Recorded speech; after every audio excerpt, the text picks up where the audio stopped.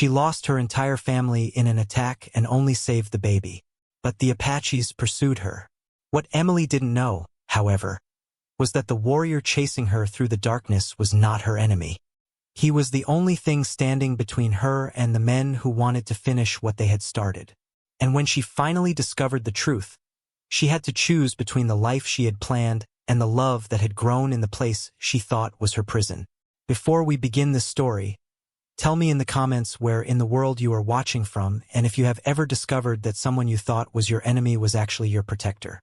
In the unforgiving territory of New Mexico in 185, a young woman clutching an orphan baby would soon learn that sometimes the people we flee from are the ones who fight hardest for our rescue, and that the line between captor and protector is thinner than we could ever imagine. Emily Montgomery had always loved her sister's laughter. Margaret laughed easily, freely, a kind of joy that made everyone around her smile. Even now at 22, with a 6-month-old baby and the exhaustion that came with it, Margaret's laughter still filled her small homestead like sunshine. "Emily, come here," Margaret called from the porch. Daniel just smiled. A real smile, not gas. Emily came out of the kitchen, wiping flour from her hands. Her mother's birthday cake was almost ready. June 24th, 187. A day that should have been ordinary, should have been safe. The last normal day in Emily's life. She crossed the yard of their modest ranch, her father's pride, built with his own hands 15 years ago when they had settled in the New Mexico territory. Her mother was hanging laundry. Her father was mending the fence. Margaret was on the porch with baby Daniel. A family whole, happy, completely oblivious. Emily reached the porch and looked at her nephew. He was beautiful, dark hair like his father. Margaret's husband, who had died of fever 3 months ago. Margaret was now raising Daniel alone with the help of the family. They would make it. They always did. See? Margaret held Daniel up. He knows his Aunt Emily. Emily took the baby, felt his warm weight, breathed in that sweet baby scent. "He's perfect, Maggie. He's perfect." "I know," Margaret said softly. "He's all I have left of John. But he's enough, more than enough." They stood there, 2 sisters on a porch. One holding a baby, talking about nothing and everything. The last moment of before, then Emily's father called out, "Riders!" Emily turned around. Clouds of dust on the horizon, several horses approaching quickly. Her father grabbed his rifle. "Get inside immediately." But there was no time. They came like a storm. 10 men, faces painted, war cries filling the air, dressed in Apache clothing, armed with tomahawks and rifles. "Apaches!" her father shouted into the cellar. Emily's mother ran to the house. Margaret reached for Daniel, but Emily already held him. "Go, run!" The attack was chaos. Gunshots, screams. Emily's father firing back, her mother reaching the door, Margaret running behind her. And then the shot that hit her mother, striking her down on the threshold. She fell to the ground on the threshold. The tomahawk that struck her father. He fell defending his home. Margaret, halfway to the cellar, turned around. "Mom, no." Emily didn't scream Maggie, but Margaret ran towards her fallen parents, and one of the attackers, face painted, feathers in his hair, intercepted her, struck her down. Emily stood frozen. Daniel screamed in her arms as she watched her entire family die within seconds. One of the men turned to her, walked towards her, raised his weapon. Emily ran. She didn't think, didn't plan, just clutched Daniel and ran into the house. Out the back door into the bushland and rocks beyond. Behind her, men called out in Apache, in a language she believed to be Apache. She ran until her lungs burned, until Daniel's screams turned to frightened whimpers, until she found a small cave, barely large enough for her and the baby, hidden behind bushes. She crawled inside, holding Daniel tightly, trying to suppress his crying and her own. Outside, she heard them searching, calling to each other, hunting her. She stayed silent, prayed, waited for death. Hours passed, or perhaps minutes. Time no longer had meaning. Finally, the sounds faded. The searchers moved on. Emily waited until nightfall until she was sure. Then she emerged. Daniel slept on her chest, and she looked back at her home. Smoke rose in the distance. They had burned it down. Everything burned. Her family was gone, her home was ashes.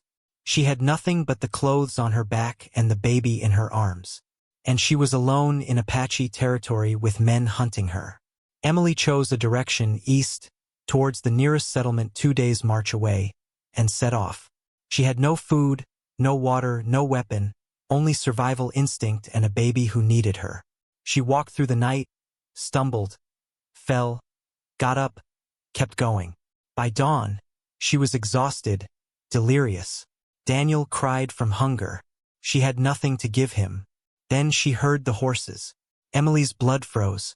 She turned around. 3 Apache warriors on horseback. Real warriors this time. Traditional clothing, war paint, weapons. The one in front, tall, perhaps 27, powerfully built. With obsidian black eyes and a scar above his jaw. He looked at her with an expression she couldn't decipher. "Please," Emily whispered, backing away. "Please don't hurt us. He's just a baby." "Please," the warrior dismounted, walked towards her.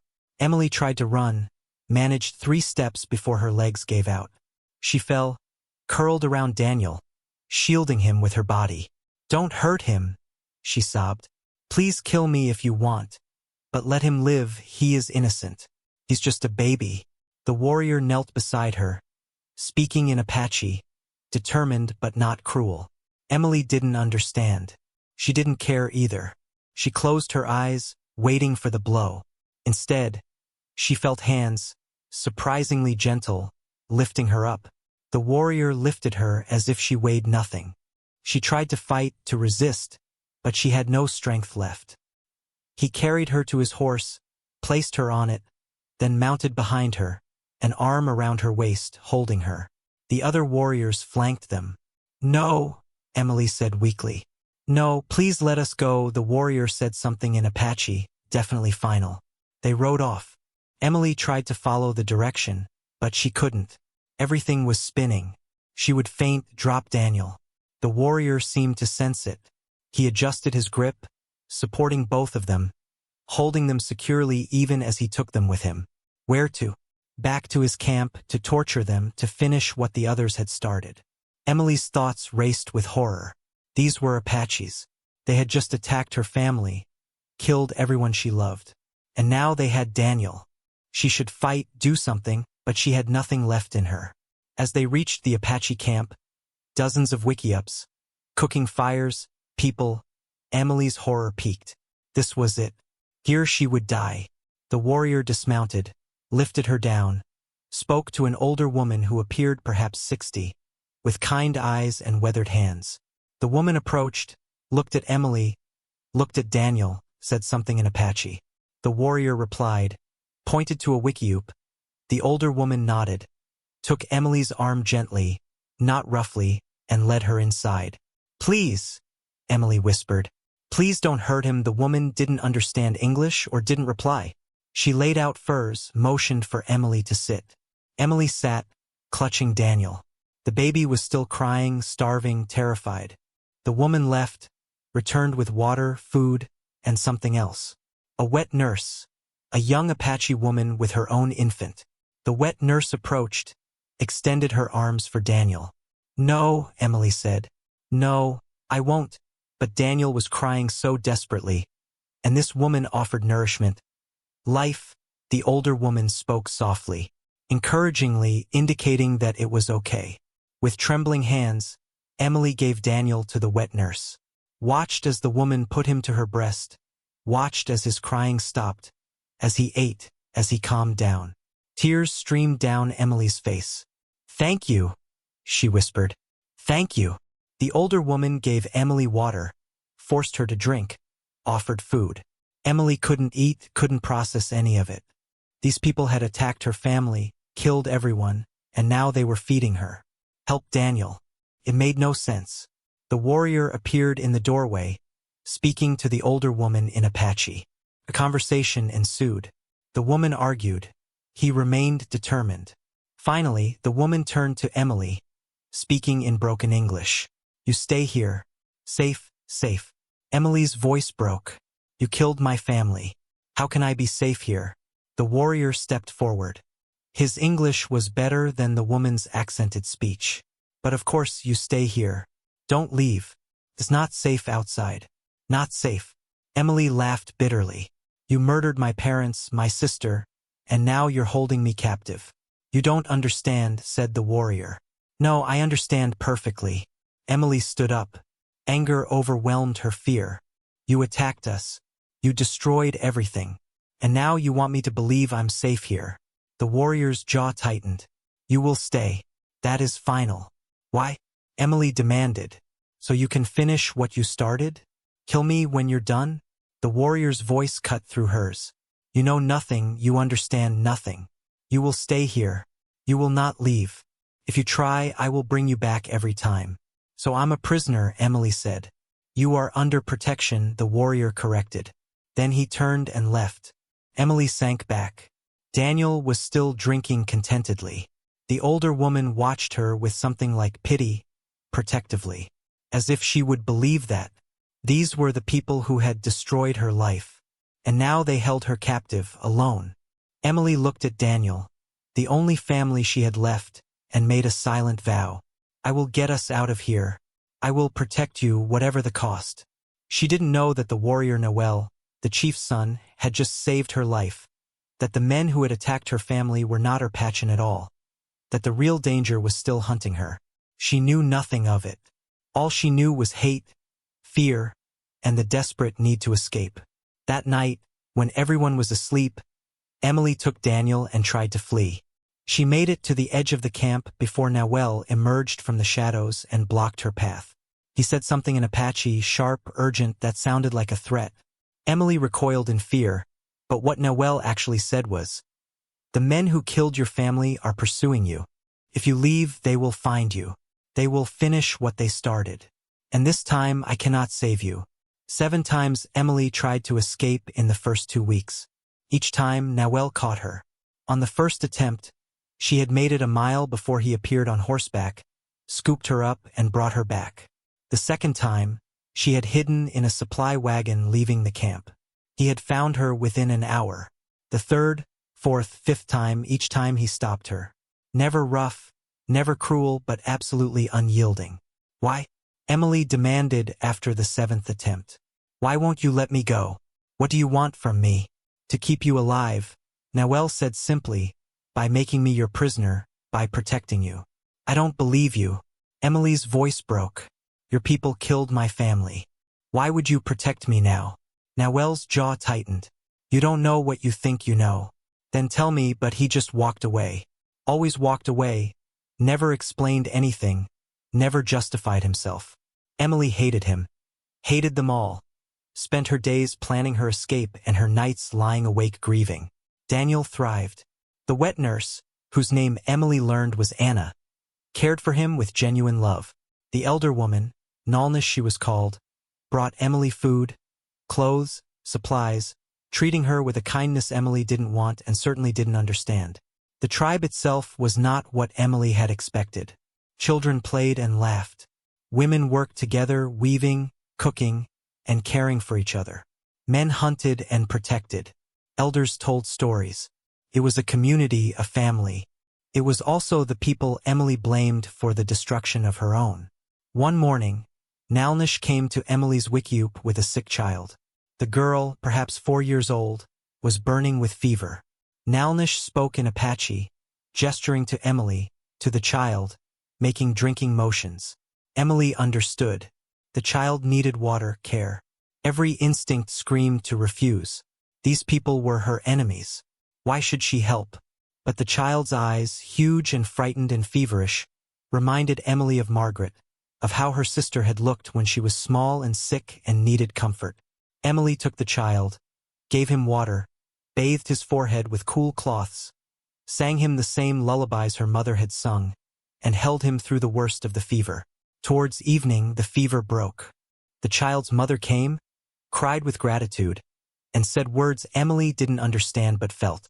After that, people started coming to Emily. An elder with a cough, a child with a scraped knee, a woman with a difficult pregnancy who needed someone to sit with her.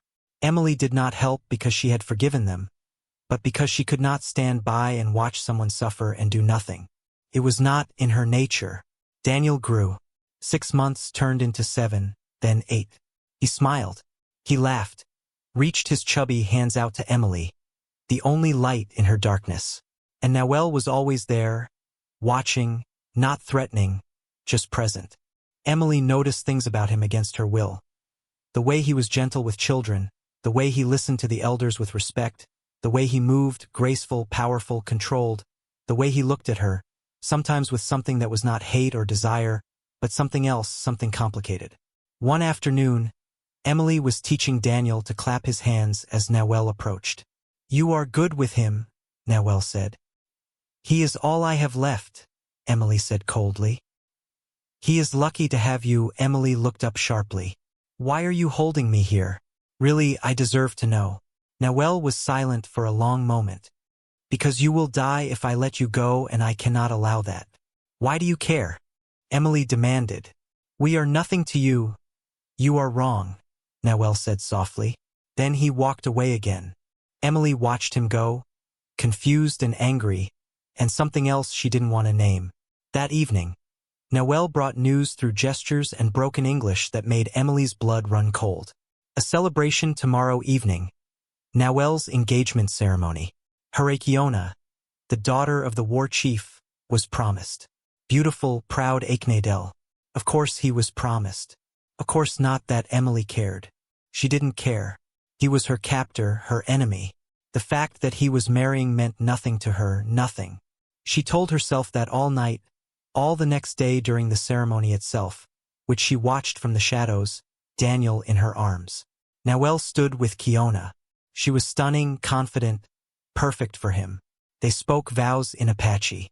The tribe celebrated music, dance, joy, and Emily felt something sharp, painful in her chest that she refused to name. Kiona noticed her watching, approached her after the ceremony flanked by other young women. "You are white woman," Kiona said in heavily accented English. "Why are you here?"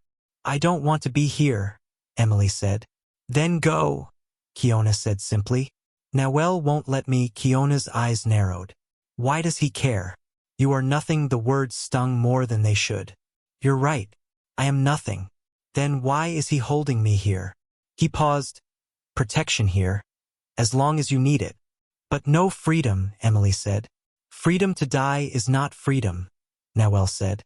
"It's foolishness." Emily looked at him. "Really?" She looked at him. "You really think you're protecting me?" "I know I am," Noelle said. "From what? From whom?" Noelle was silent for a long moment.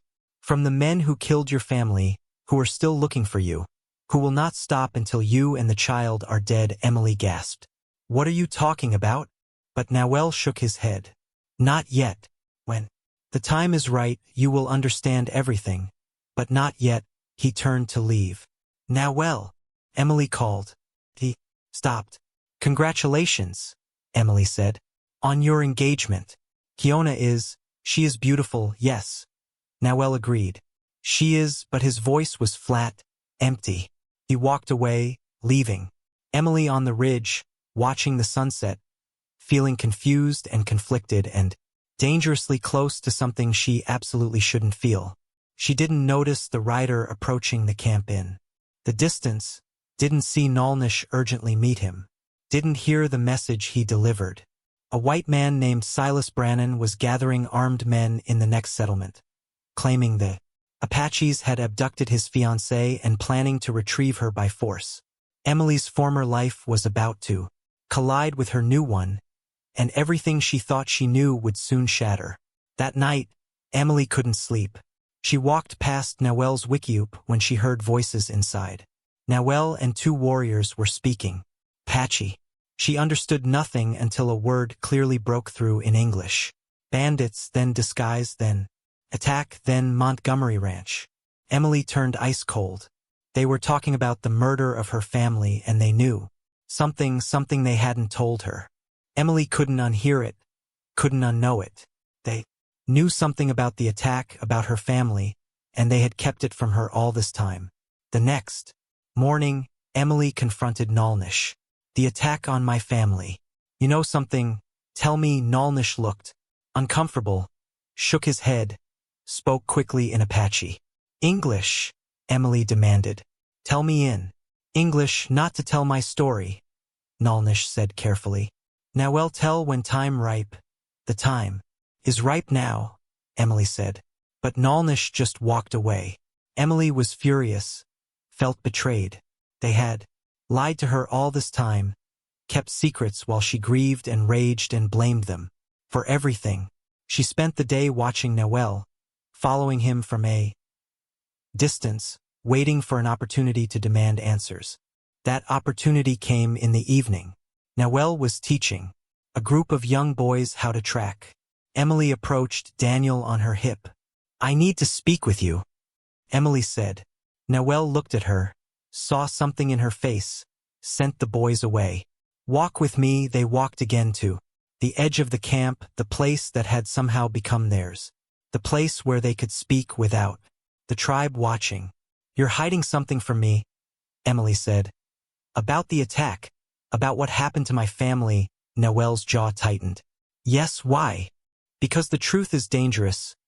More dangerous than letting me believe your people killed them, Emily demanded. I spent 2 months hating you, hating everyone here, and you knew it was wrong. But you said nothing.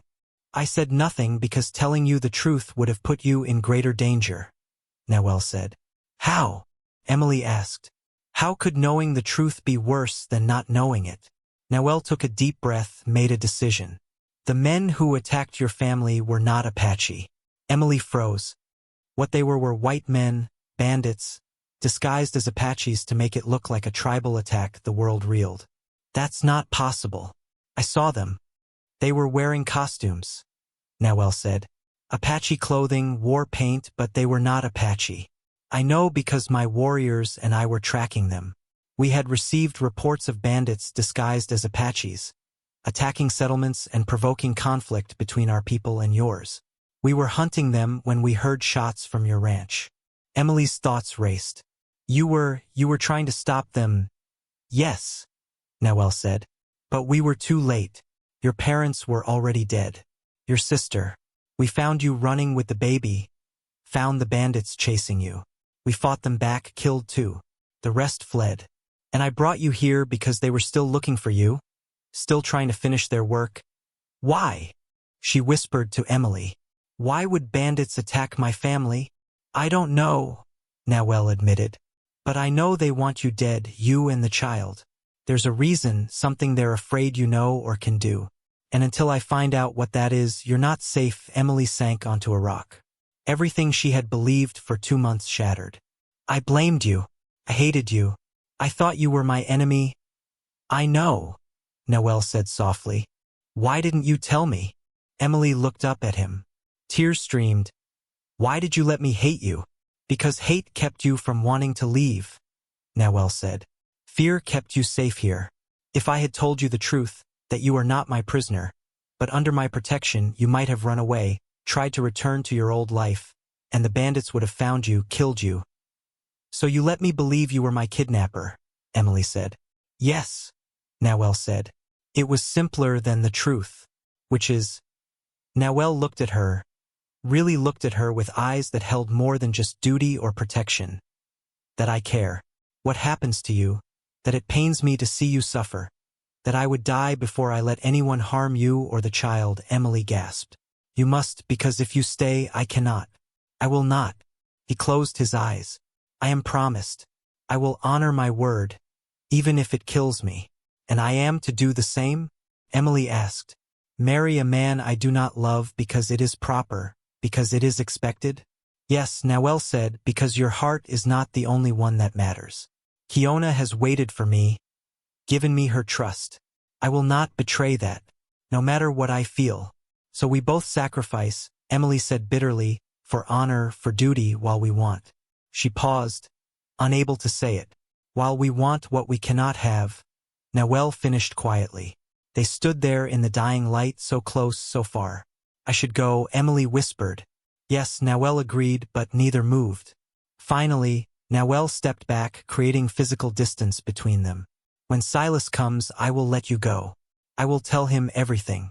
Give him proof that we are not your enemies and you will return to your life. Marry him, raise Daniel, be safe, and you will marry Kiona, Emily said. Yes, Noel said, and we will forget this, Emily said. Forget each other. No, Noel said, his voice breaking. I will never forget you, but I will let you go because honor demands it. He walked away, leaving Emily standing alone, weeping for a love that had grown in the most impossible place and now had to die for the most impossible reasons. In the following days, Emily tried to tell herself that it was for the best. Noelle was right. She belonged in the white world. Silas would give her stability, security, a good life, but every time she saw Noelle with Kiona, preparing for their wedding, which was to take place in 2 weeks, something broke in Emily. She threw herself into caring for Daniel, the sick and elderly of the tribe, avoiding Noelle as much as possible and trying to rebuild the walls around her heart. But one afternoon, as Emily was gathering Nalnish herbs, Kiona approached. Come with me, Kiona said, not a request, a command. Emily followed reluctantly. They walked to a quiet spot by the river. You love him, Kiona said abruptly. I don't know what, don't lie, Kiona interrupted her.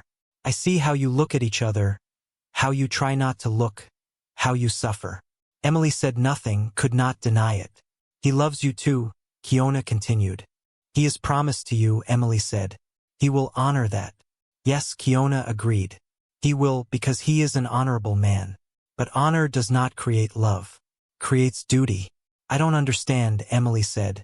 If you know he loves me, why are you still? Because I am proud, Kiona said simply. Because I have been promised to him since childhood. Because I want what I want. She paused. But I am learning that wanting and having are different things. And to force someone to stay whose heart is elsewhere. That's not love, that's possession. What do you mean by that? Emily asked cautiously. I'm not saying anything yet, Kiona said.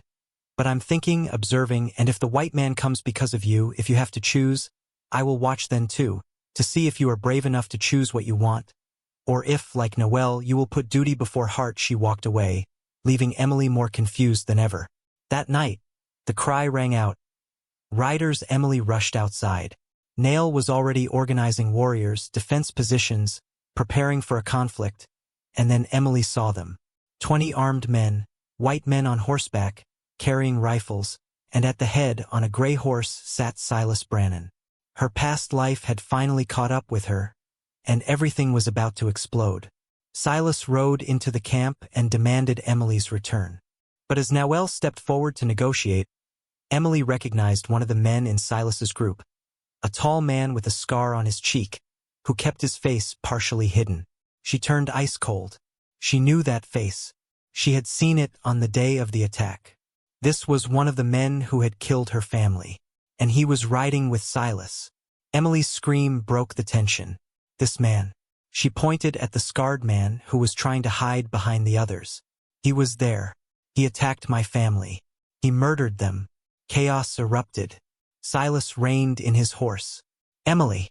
Emily Sill. Emily ran in front of Noelle, who was immediately by her side. The one with the scar. He was part of the group that attacked us. He killed my parents, my sister. The scarred man tried to flee, but the Apache warriors were faster. They surrounded him, weapons drawn. What is she talking about? Silas demanded, dismounting. He looked at Emily. He really looked at her. My God, Emily, you're alive. You're really alive. We all thought the Apaches had. The Apaches saved me, Emily corrected. They saved me from the men who attacked us. Men like him. She pointed again at the captured bandit. Noelle spoke. His English was careful and clear. You have brought an enemy into our camp. A man who kills families, disguised as an Apache to start a war. That's crazy, Silas said. But he looked at the scarred man, who was sweating, nervous, looking guilty. Is it? Noelle asked. He signaled to his warriors. They dragged the man forward, forced him to his knees. Speak, Noelle commanded. I don't know what she's talking about, the man protested. You lie, Noelle said calmly. I saw you that day, you and 9 others disguised as Apaches, killing a white family to start a conflict. We tracked you, killed 2 of you. You have fled. Prove it. The man spat.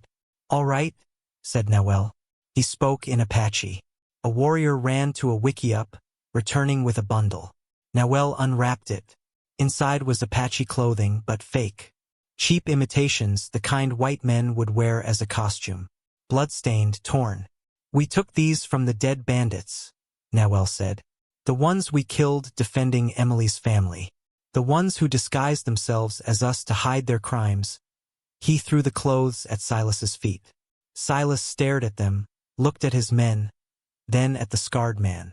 Garrett, what the hell is this? It's a lie, Garrett said desperately. They're trying to frame us, but you knew my family was dead, Emily said softly. How did you know that, Garrett? The attack was in a remote area.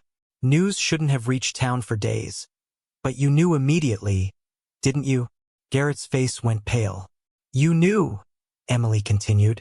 Her voice trembled. Because you were there. You killed them and then rode into town and spread the story that Apaches had attacked to cover your tracks, to start a war that would hide your crimes. Why?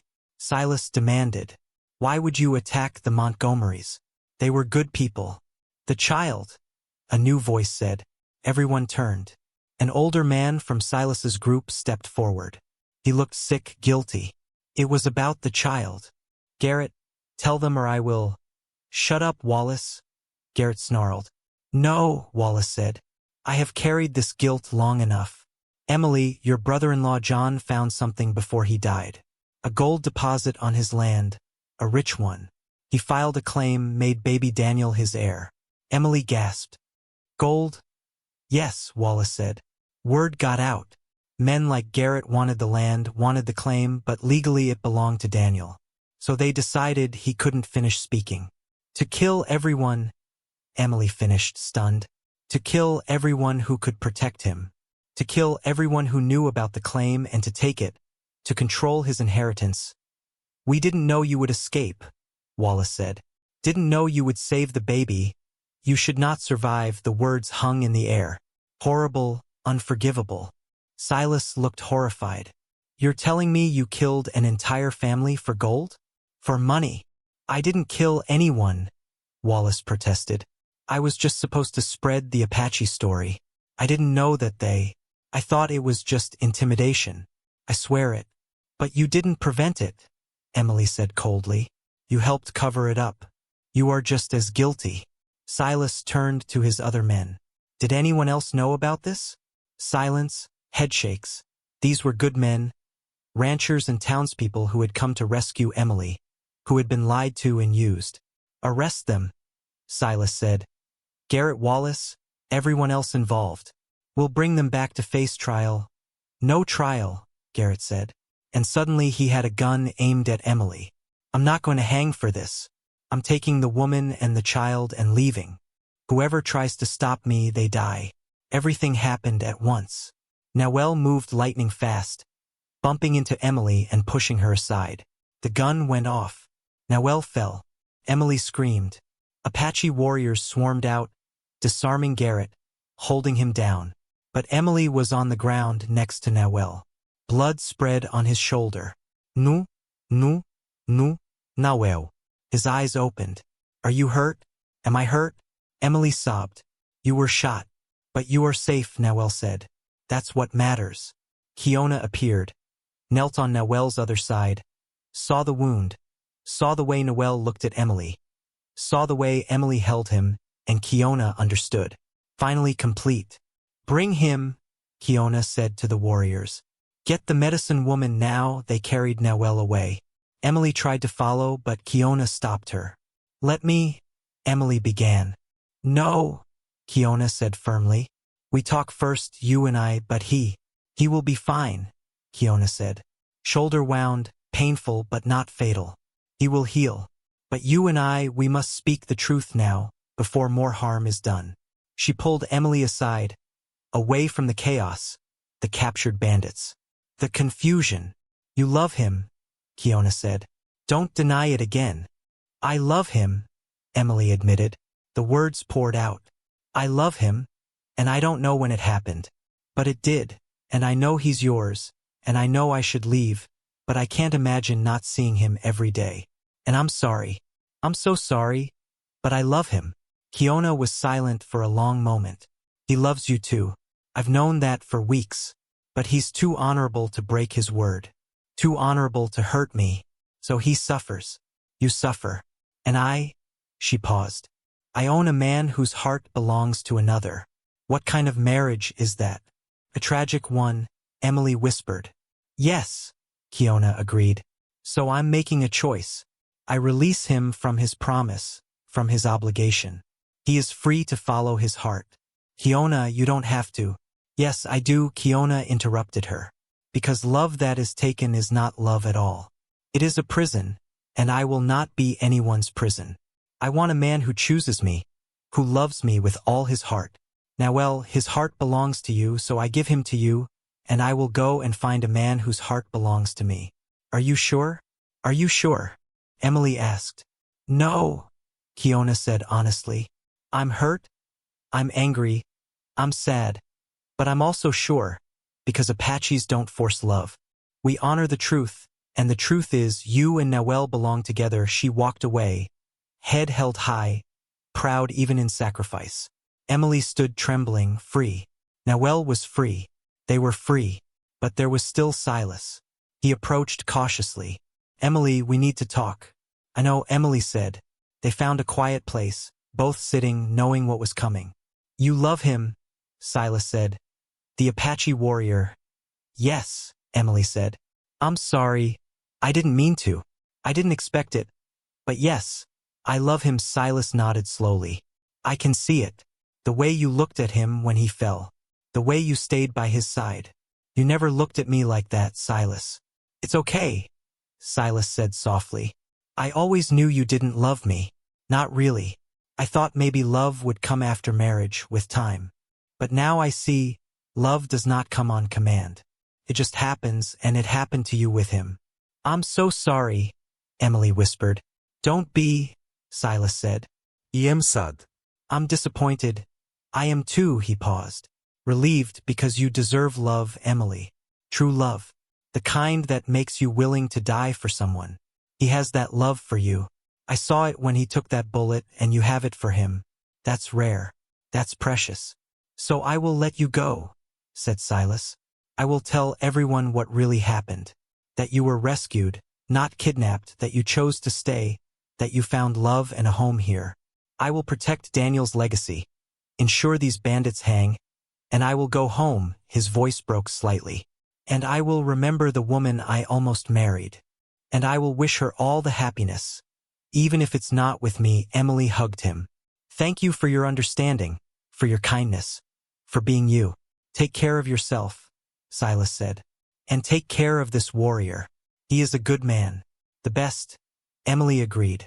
Silas left with his men, taking the captured bandits, bringing news of justice to the settlement, taking Emily's old life with him, and Emily ran to find Noelle. Emily stormed into the medicine wiki where Noelle was being treated. But before she could speak, shouts erupted outside. The remaining bandits who had escaped the first attack had followed Garrett to the Apache camp, and now they were attacking not for gold, but for revenge, and they brought fire. The attack came at dusk. 5 bandits, armed, desperate. They had lost their leader, lost their plan, lost their chance for gold, but they had rage and weapons and nothing left to lose. They came firing, setting wickiups ablaze, shouting threats, demanding the surrender of Emily and Daniel. Give us the woman and the brat, shouted the leader, a man Emily recognized from the attack. They cost us everything. We're not leaving without them. The Apaches responded with warriors' fury, defending their home, their people, their tribe. But the bandits had surprise and desperation on their side. Emily grabbed Daniel, who was screaming, trying to find cover. Nalnish appeared, pulling them to the safest wickiup, a hidden underground storage. Stay here, Nalnish ordered. Don't come out. But Noelle, he's injured. He can't fight. He fights anyway, Nalnish said. He is a warrior. Now stay, protect the child. She left. Emily crouched with Daniel in the darkness, listening to the gunfire, the shouting, the chaos. She couldn't stay hidden, couldn't let people die to protect her. Emily looked at Daniel, her nephew, her responsibility, the child for whom men had killed, the innocent baby, caught in the greed and violence of adults. "I love you," Emily whispered, "and I will protect you. I promise." She tucked him deep into the storage, covered him with furs, kissed his forehead. Then she stepped out into the chaos. "It's finally over, Emily." Cowell stood there, blood on his shoulder, exhaustion on his face, but alive, safe. "You fought," he said. "You protected my people. They are my people now too," Emily said. "If you want me," if I broke Noelle's voice. "Emily, I wanted you from the first moment I saw you running through the desert, protecting a child, wild and scared and so incredibly brave. I wanted you every day since then, but I was promised. I had a duty." "Kiona released you," Emily interrupted him. "She told me you are free." "And you?" Noelle asked. "You are free too. Your Silas let me go," Emily said. "Released me, said I deserve true love. And I do. We both do." Noelle closed the distance between them, taking her face in his good hand. "I love you. I love your strength, your kindness, the way you care for others before you think of yourself, the way you fought for a child that wasn't yours, the way you survived when everything was taken from you. I love you and I want, if you want it, to build a life with you here with our people." "Our people," Emily repeated. "Yes, yes, that's what I want. You, this life, this tribe, this love." Noelle kissed her deeply, desperately, full of weeks of wanting and waiting and sacrificing. When they broke apart, both were crying. "We lost so much," Noelle said. "Both of us. But perhaps the loss brought us exactly where we were supposed to be." "Perhaps," Emily agreed. The following weeks were dedicated to rebuilding. Physically, emotionally, spiritually. The burned wikiops were rebuilt. The injured were healed. The bandits were brought to justice, where they confessed everything, named conspirators, and uncovered the entire conspiracy around Daniel's gold claim. Silas ensured that Daniel's legacy was protected, setting up a trust fund and ensuring the child's future was secure. And Emily and Noelle planned their wedding, 2 ceremonies, to respect both worlds Emily had lived in. The white world that had shaped her first 24 years. The Apache world that had saved her and given her a new life. On a clear September morning, under blue skies and golden sun, Emily became Noelle's wife. She wore a mix of both worlds. A white dress with Apache beadwork, her hair interwoven with feathers, Margaret's medallion around her neck. Noelle wore traditional warrior clothing, proud, strong, marked by the scar he had carried from protecting the woman he loved. Daniel was there, toddling now, laughing, thriving. Nalnish was there, crying happy tears, saying she had always known Emily belonged here.